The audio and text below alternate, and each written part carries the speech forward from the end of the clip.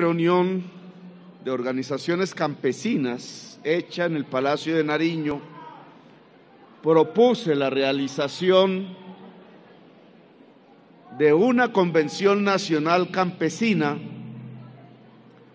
con el objetivo no solo de aumentar las coordinaciones entre las diferentes formas de organización existente del campesinado, sino de empezar a construir, a revivir, diría yo, un movimiento nacional campesino capaz de soportar, de presionar reformas fundamentales que necesita la sociedad colombiana y que tiene como ejes la tierra, el agua, la mujer, la democracia, la libertad, la paz, la producción de alimentos.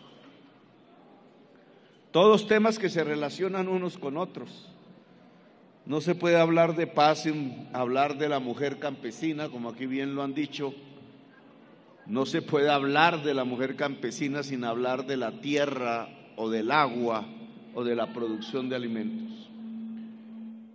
Que haya un sujeto, le dicen los sociólogos, un sujeto campesino en la vida política y social colombiana, que aparezca la palabra que había sido desaparecida en la Constitución de Colombia actual, que aparezca no solamente como un término en los discursos o en las estadísticas, sino en la realidad política, en la movilización social, para volver realidad una serie de objetivos que hoy no solamente beneficiarían al campesinado, sino que beneficiarían a la nación y a la humanidad misma. Producir alimentos que se había creído que estaba en desuso, que se había creído a través incluso de teorías con matemáticas sofisticadas detrás, creyendo que la seguridad alimentaria no era soberanía alimentaria, sino la capacidad de un país para comprar los alimentos que necesite, los nutrientes que necesite su sociedad en cualquier lugar del mundo. Durante 30 o 40 años, ese tipo de concepto se volvió el dominante en prácticamente todos los gobiernos del mundo.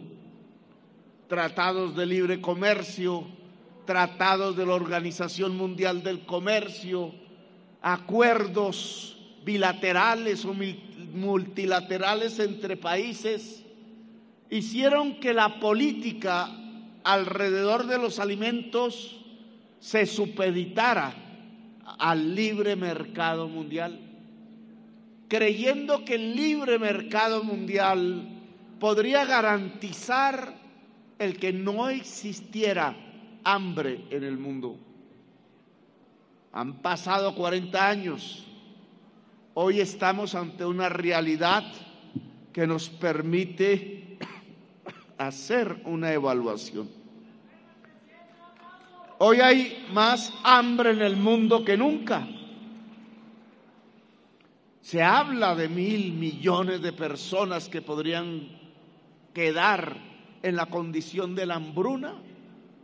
Y entonces, si la realidad de hoy es el hambre, si ese es uno de los datos fundamentales que arroja la humanidad de estos días que estamos viviendo, si ustedes lo ven y es noticia de todos los días que el precio de los alimentos ha ascendido en todo el mundo, incluido obviamente en Colombia, había una gran pregunta que se trataba de asignar como responsabilidad al gobierno: ¿por qué el precio del pan ha crecido tanto? Y sí sería muy interesante que cada colombiano o colombiana supiese por qué ha crecido el precio del pan. Porque el pan se hace con harina de trigo y en Colombia ya no quedó el trigo. Importamos la harina del trigo. Vienen del Canadá, viene de los Estados Unidos y entonces ha subido el pan porque ha subido la harina de trigo. Y la respuesta es: ¿qué le pasa a aquellas personas que ya no le alcanza el ingreso para comprar el pan? Pues que aumenta el hambre, así de simple.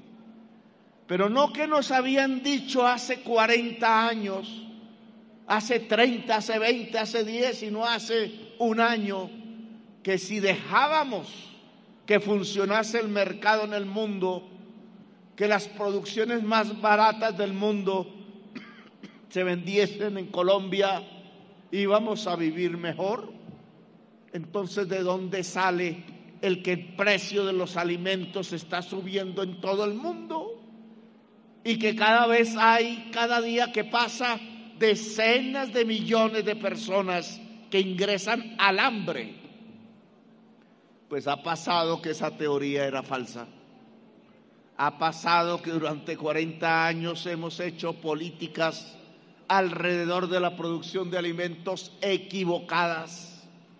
Ha pasado que el precio de los alimentos crece en todo el mundo porque la tierra está disminuyendo su fertilidad a partir de la crisis climática, porque el agua está desapareciendo en muchas regiones del mundo, evaporada por el calentamiento global, y las sequías pululan y se queman las selvas y se queman las praderas, y los pueblos por decenas de millones, y si así continúa la humanidad serán centenares de millones, están recurriendo al éxodo, a ir a donde está el agua, a ir a donde está la riqueza, al gran norte del mundo, de tierras blancas y de gentes blancas, y allí ya empezaron a construir los muros con nidos de ametralladoras, los campos de concentración esperando inmigrantes hambrientos y sedientos y deseosos de dignidad, e incluso ya les han disparado y los han matado por decenas.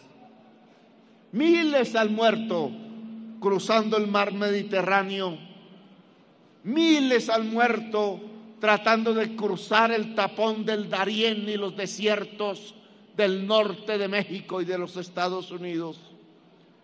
Es el hambre y la sed lo que está produciendo el éxodo, al contrario de lo que nos contaba la Biblia.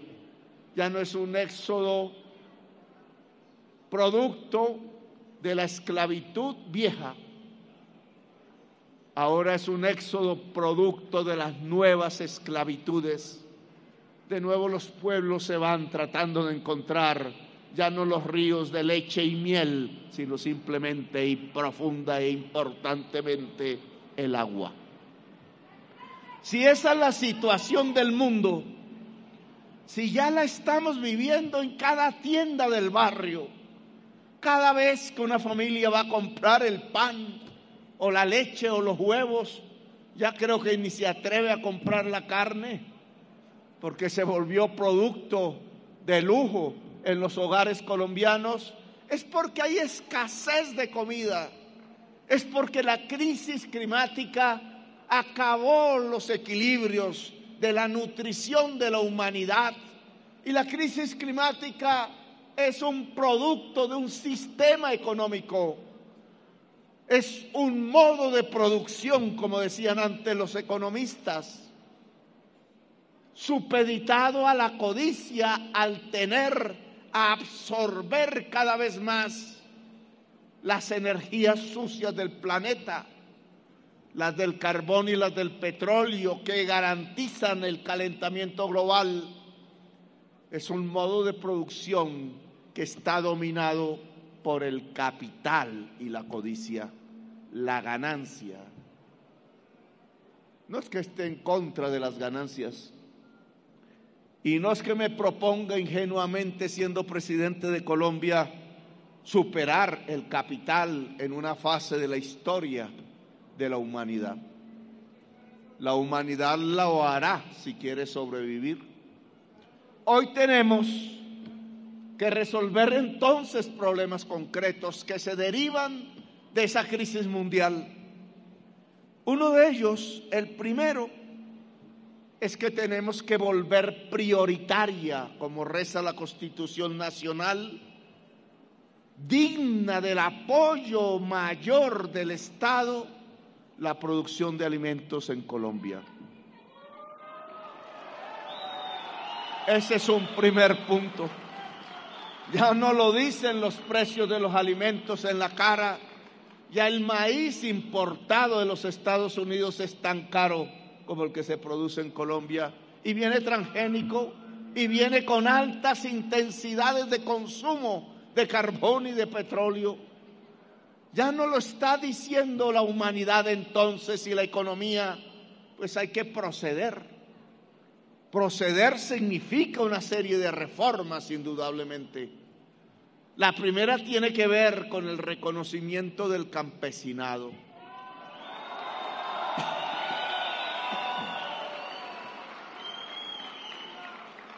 Es que no hay producción campesina, no hay producción alimentaria sin campesino y sin campesina.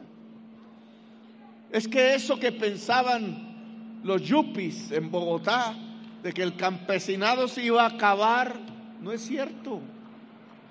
Ahora habrá, precisamente para defender la vida, la necesidad de crecer en tierras que cada vez se agotan más, el número de campesinos y campesinas cultivando alimentos en Colombia y en el mundo. Una especial protección del Estado a la producción alimenticia, eso queremos. Eso significa aumentar las rentabilidades para la productora y el productor del campo. Eso significa, como aquí lo escuché, claro que transferencias tecnológicas limpias. Eso significa asociatividades que hay que crear para industrializar la producción alimenticia en propiedad del campesino y de la campesina. Eso significa, aceptando la diversidad inmensa del territorio de Colombia, una diversidad también de los problemas del campo y de su sujeto social fundamental. No es lo mismo cuando vamos a la selva amazónica, que necesitamos revitalizar si queremos que la humanidad sobreviva, a que si vamos hacia las tierras de Boyacá o hacia las tierras de Nariño andino. Allí la pequeña propiedad tiene problemas al parcelizarse cada vez más. Allí no hay tierra en donde poder expandir la parcela. Allí la posibilidad de un enriquecimiento de la familia campesina depende de aumentar el valor agregado en la producción del campo en manos del campesino, en manos de la campesina, y eso se hace asociando y con un Estado que sea capaz de ayudar al proceso de la industrialización. Es que no está bien ese modelo en donde unos producen el arroz y otros lo muelen, y los que lo muelen imponen el precio tanto a los consumidores como a los productores. No vamos a quitar esa actividad a la fuerza, pero deberían estarse produciendo los proyectos en donde los arroceros asociados sean los dueños del molino, donde los lecheros asociados, las lecheras asociadas sean los dueños de la pasteurizadora, como sucede en otras partes del mundo, porque eso genera más ingresos a la familia productora campesina. ¿Y qué tendríamos que hablar sobre quizás el primer problema fundamental del agro colombiano, repetido durante décadas: la tenencia de la tierra.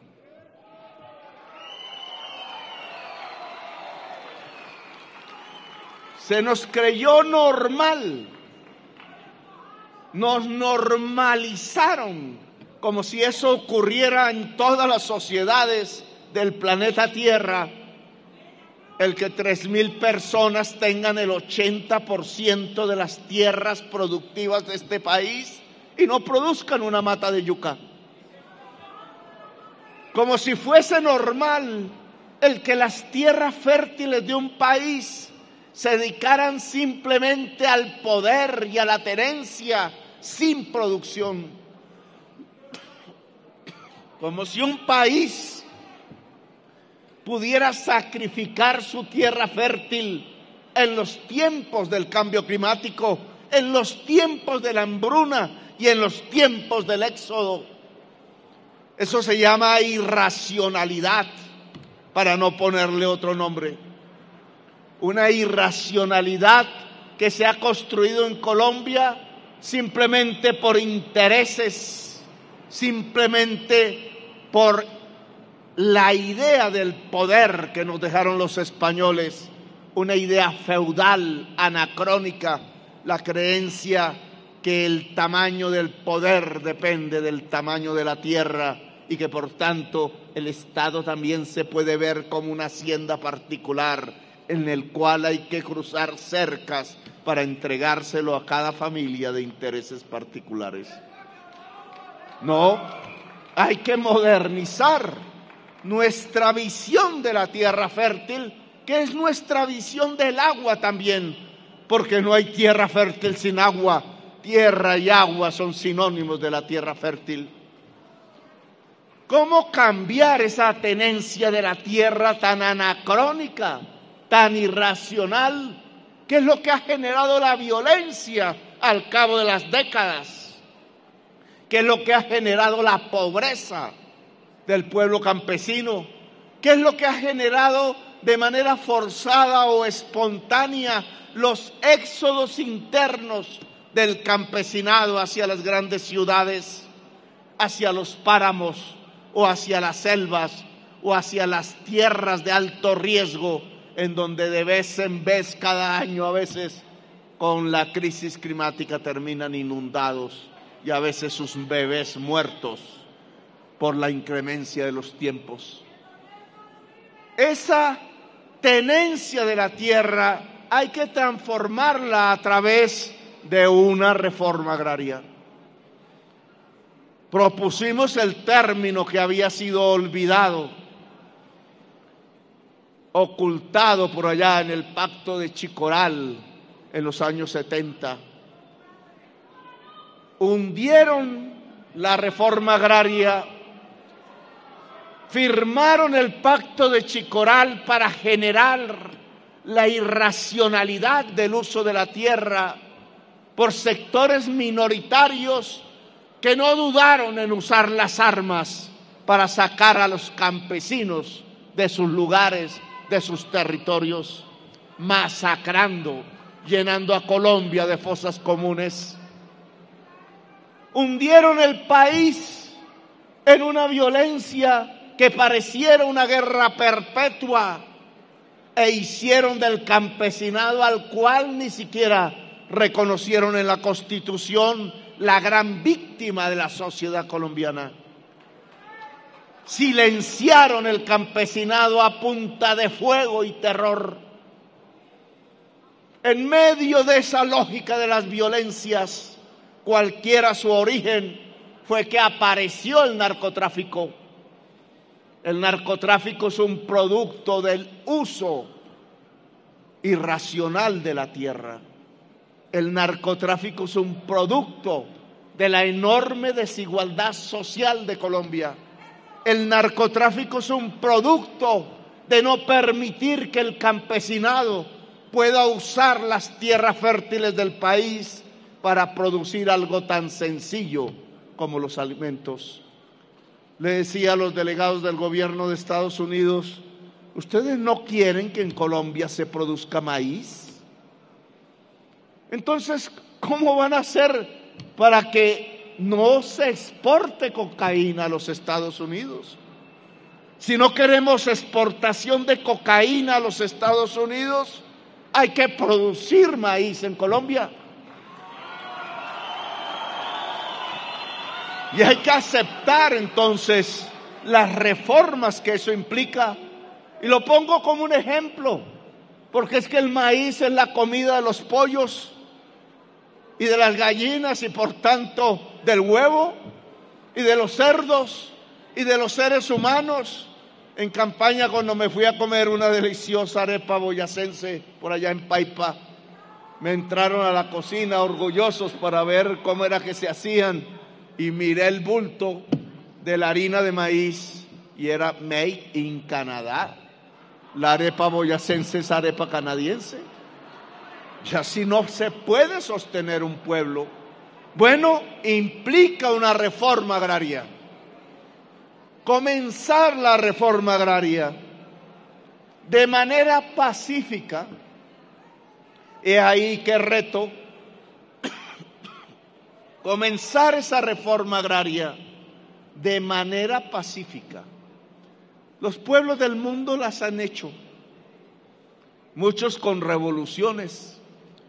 Quien llegue en un viaje aéreo a París, lo primero que se da cuenta del campo francés es que parece un cuadro de ajedrez, hermosísimo, lleno de parcelas, no muy grandes, no muy pequeñas, toda la tierra fértil de Francia. ¿Cómo hicieron eso si eran feudales? Pero los franceses lo hicieron a su manera, le quitaron la cabeza al rey y a la reina.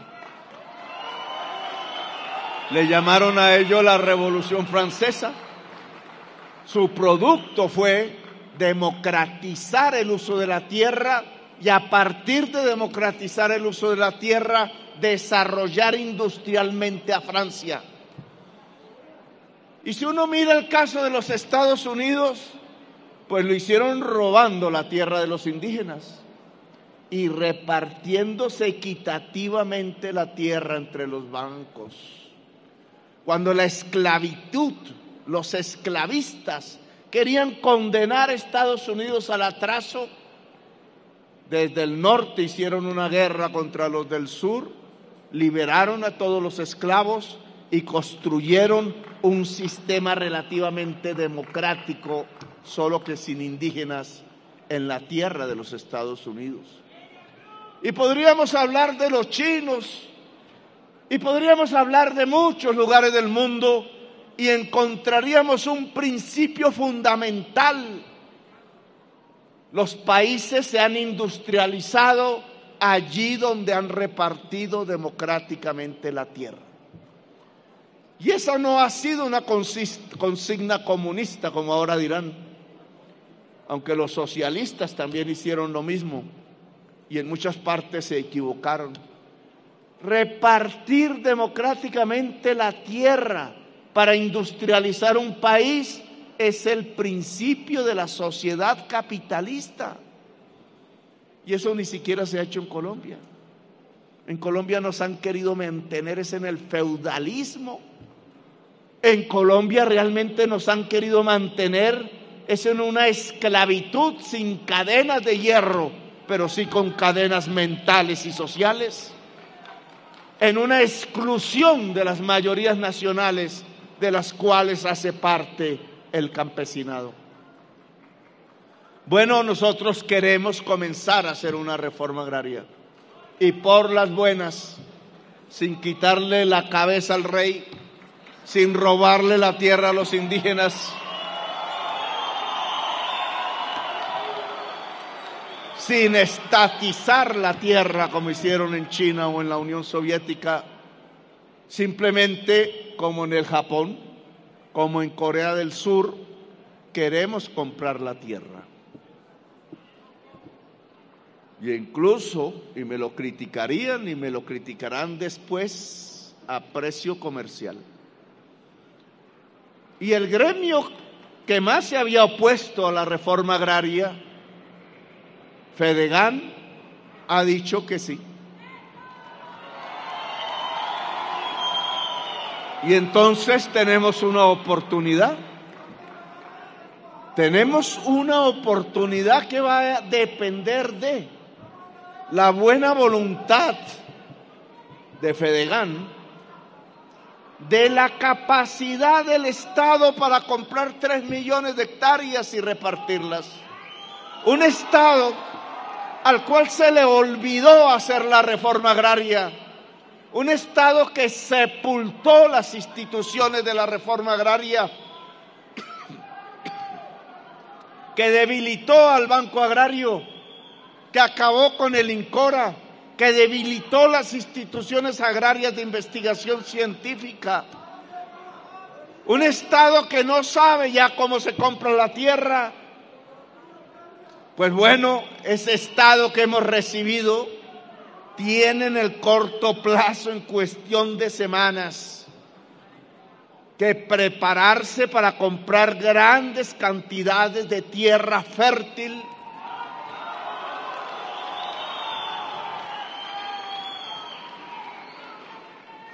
y tiene que combinar esa actividad con el crédito del Banco Agrario, al cual hay que convertir también de manera rápida en el primer banco de Colombia. ¿Le dará celos a algunos? Sí. Pero nosotros queremos que el Banco Agrario sea el banco más grande de Colombia, porque no se puede priorizar la producción de alimentos y su industrialización si no hay una palanca financiera, si no hay un banco detrás de la tierra, del alimento y de la campesina y del campesino. Y claro que tenemos que hablar de compra de cosechas. Ya este Estado no sabe cómo comprar el frijol para llevarlo a donde están las zonas del hambre, donde tanta gente quiere comer. Ya no sabe cómo comprar la arveja ni la papa y deja las producciones podrirse cuando el costo de producción termina siendo inferior al precio de alimentos en Corabastos. Los campesinos supeditados a especuladores del precio, cuando el Estado perfectamente podría comprar cosechas cuando se requiera y llevarlas a donde se requiera. Una reforma agraria así implica una condición básica: que hayan campesinos y campesinas para cultivar esa tierra. ¿Qué sacaríamos nosotros si compramos millones de hectáreas y lográramos hacerlo y después quedamos con la tierra en nuestras manos sin que haya el sujeto de la producción del alimento? Él, en masculino, es en realidad ella en femenino. Porque, y en campaña lo dijimos, queremos que el título de propiedad no abandone a la mujer. Queremos mujeres propietarias de la tierra y del agua y por tanto generadoras del cuidado de la vida, porque cuando una mujer tiene tierra y agua produce alimentos para la vida. Y ese sujeto campesino, esa movilización nacional campesina con las diversidades que nosotros admitimos y que hay que tratar también de manera diferente. No es lo mismo la problemática del campesino que cultiva hoja de coca, o quien está por allá en un río en la selva amazónica, o quien está en Boyacá, que quien está en el Magdalena Medio y en las tierras fértiles de la altillanura y del Caribe colombiano. La reforma agraria necesita de ustedes y es una decisión que hay que tomar. Organizar, ya lo están, convocarlas. Las acciones comunales rurales de las zonas que van a ser de reforma agraria. Yo diría todas las acciones comunales rurales, porque son una forma organizativa actualmente existente por miles, sin competir por cuál o tal organización es la más importante, coordinarlas más bien. Volver la voz campesina otra vez una voz sonante en Colombia.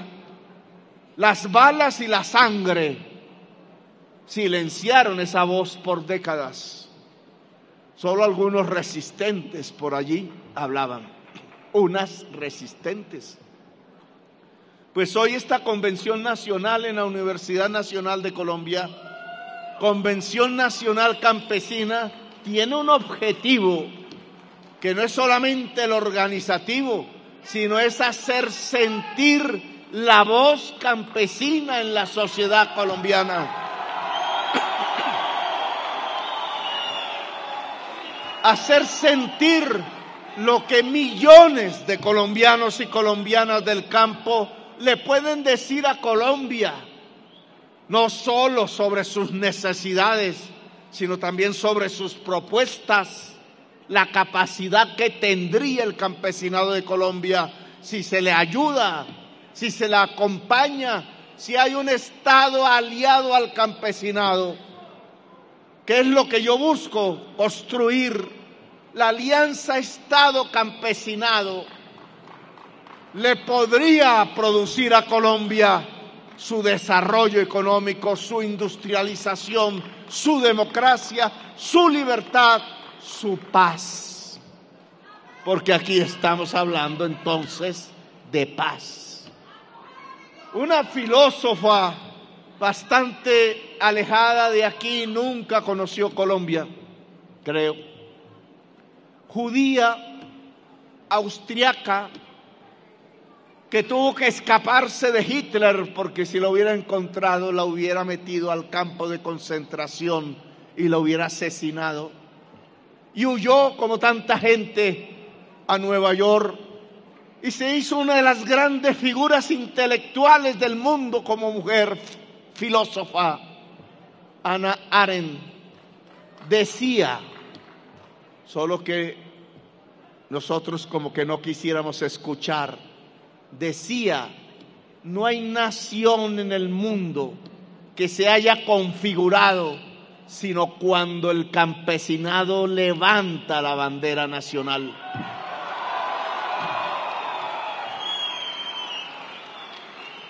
La filósofa no estaba equivocado, lo había visto en Francia y en los Estados Unidos. Aquí al contrario, la supuesta nación lo que ha querido es enterrar al campesinado en el páramo, en el desierto o en una fosa común. Pues este gobierno del cambio quiere la alianza con el campesinado para que el campesinado levante la bandera nacional y podamos construir una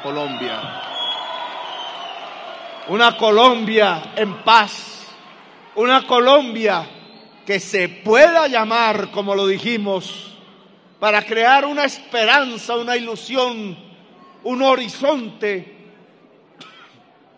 que se pueda llamar con dignidad, con acierto, con legitimidad, una potencia mundial de la vida y para la vida. Esta Convención Nacional dará sus recomendaciones, organizará su programa, sus propuestas, las escucharemos desde el gobierno.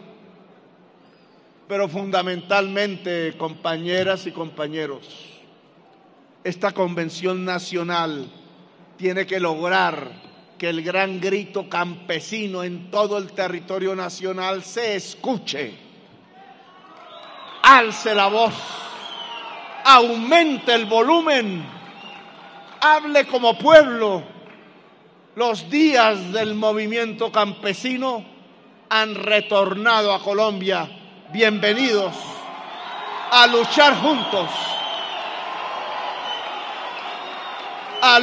juntos, por una Colombia tan grande como el tamaño de nuestros sueños, una Colombia de gente trabajadora, una Colombia que sepa que solo a través del trabajo es que se construye la riqueza, el conocimiento, y que la riqueza y el conocimiento en toda la sociedad es lo que nos puede dignificar como los seres humanos que somos. ¡Que viva la Colombia, potencia mundial de la vida! Gracias.